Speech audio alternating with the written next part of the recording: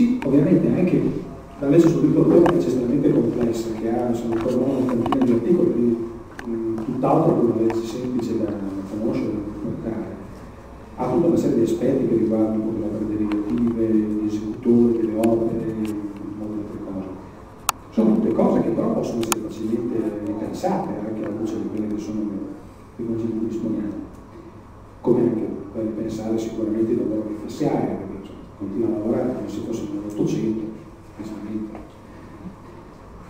Per esempio il discorso delle opere orfane, che non è un falso problema, basta che un giudice decida che non esistono più eredi e queste cose vanno errate, vanno in casso da parte dello Stato, non è stato un problema. Come d'altra parte il problema delle opere derivative, per esempio in Cina ci sono, io credo, un centinaio di romanzi di Harry Potter che non sono mai stati scritti da Rowling, sono scritti da altra gente, che però hanno Harry Potter come personaggio.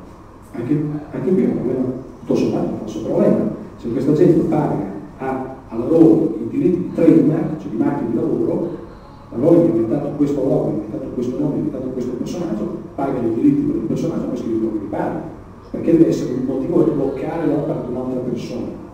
Se questa persona ti paga la tua parte di ricavo, fine, non c'è motivo di creare dei problemi.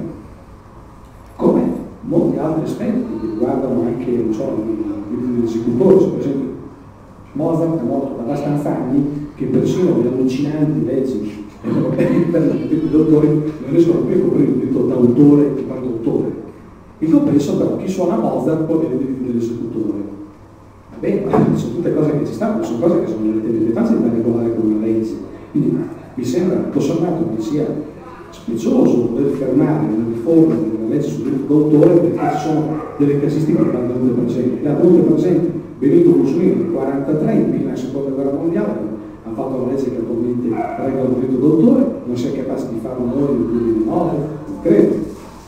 Stesso discorso che riguarda la SIAE gestisce la raccolta dei diritti dagli utilizzi, diciamo, non strettamente commerciali, per esempio l'ascolto della musica nei locali, cose di questo tipo, gestisce questo collezionamento di diritti in maniera estremamente arcaica al giorno d'oggi, per il quale continuano a saper fare fruttare la tecnologia informatica che disponiamo per gestire questa cosa in maniera rapida e economica, togliendosi dai PIL da sé, francamente, al giorno d'oggi è un parassitario, e andare avanti.